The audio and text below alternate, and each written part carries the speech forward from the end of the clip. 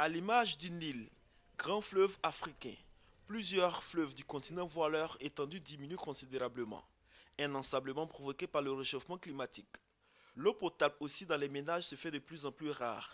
De la Côte d'Ivoire au Maroc, en passant par le Gabon et le Cameroun, l'eau manque aujourd'hui. Ce sont plus de 330 millions d'Africains qui ne disposent pas d'eau potable, cette source de vie.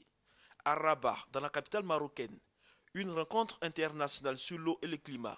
Il s'agit pour les bailleurs de fonds, les gouvernements africains et les organismes en charge de la gestion de l'eau de trouver des stratégies communes pour préserver les sources d'eau, mais aussi des mécanismes pour que chacun puisse bénéficier de l'eau potable. Notre devoir, c'est d'amener des solutions concrètes, plus des discours. Les discours, les gens n'en veulent plus.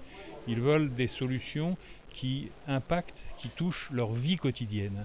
Économiser l'eau, la rendre moins chère, la rendre plus accessible, avoir accès à l'assainissement.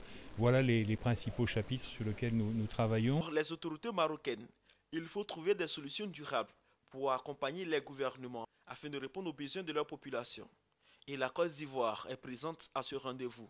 Et les traitements qu'on en fait qui posent problème et qui nous amènent parfois à des pénuries alors qu'on ne devrait pas en avoir. Donc c'est des rencontres comme celle-ci sont vraiment très bienvenues pour justement se passer les expériences et faire en sorte que justement le manque n'agisse pas sur le climat et inversement. La question de l'assainissement occupe également une place importante dans les débats, car si l'on veut résoudre la problématique de l'eau, il faut nécessairement passer par l'assainissement. Nous avons conscience que nos populations ont accès à l'eau potable. Autant, nous devons avoir conscience qu'elles ont également accès à l'assainissement.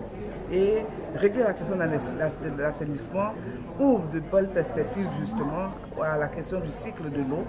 L'eau a toujours une vie, il suffit qu'on se donne les moyens de faire en sorte que même les eaux usées soient traitées et permettent donc à tous nos pays, n'est-ce pas, de pouvoir effectivement parler du cycle de l'eau. Le rendez-vous de Rabat s'inscrit dans la dynamique de la prochaine conférence des parties, la COP22, qui aura lieu au Maroc, du 7 au 10 novembre 2016 à Marrakech.